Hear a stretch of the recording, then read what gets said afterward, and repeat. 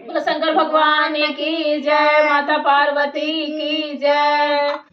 कहाँ से आवे हीरा मोती, कहाँ से आवे रतनवा, कहाँ से आवे ना, कहाँ से आवे ना हमरा गौरा के सजनवा, कहाँ से आवे ना हमरा गौरा के सजनवा, कहाँ से आवे ना, कहाँ से आवे हीरा मोती, कहाँ से आवे रतनवा, कहाँ से आवे ना, हाँ हाँ कहाँ से आवे ना हमरा गौरा के सजनवा, कहाँ से आवे ना हमरा गौरा के सजनवा, कहाँ से आवे ना।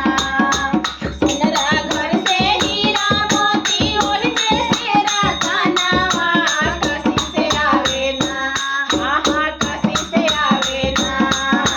सोनरा घर से हीरा मोती, ओढ़े से रतनवा, काशी से आवे ना, हाँ हाँ काशी से आवे ना हमरा गौरा के सजनवा, काशी से आवे ना हमरा गौरा के सजनवा, काशी से आवे ना।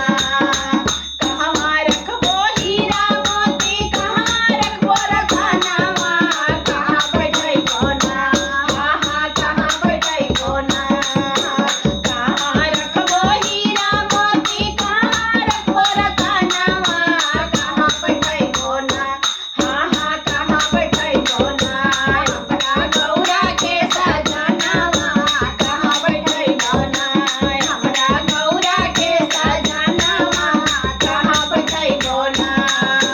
बक्से रखबो हीरा मोती, तिजोरी में रतनवा, आसन बैठैबो ना, हाँ हाँ आसन बैठैबो ना अपने गौरा के सजनवा, आसन बैठैबो ना अपना गौरा के सजनवा, आसन बैठैबो ना अपना गौरा के सजनवा, आसन बैठैबो ना।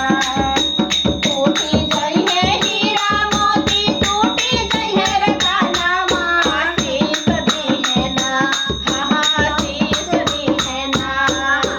टूटी जइहे हीरा मोती, टूटी जइहे रतनवा, शीश दिहे ना हमरा गौरा के सजनवा, शीश दिहे ना हमरा गौरा के सजनवा, शीश दिहे ना हमरा गौरा के सजनवा, शीश दिहे ना हमरा गौरा के सजनवा, शीश दिहे ना। बोलो शंकर भगवान की जय।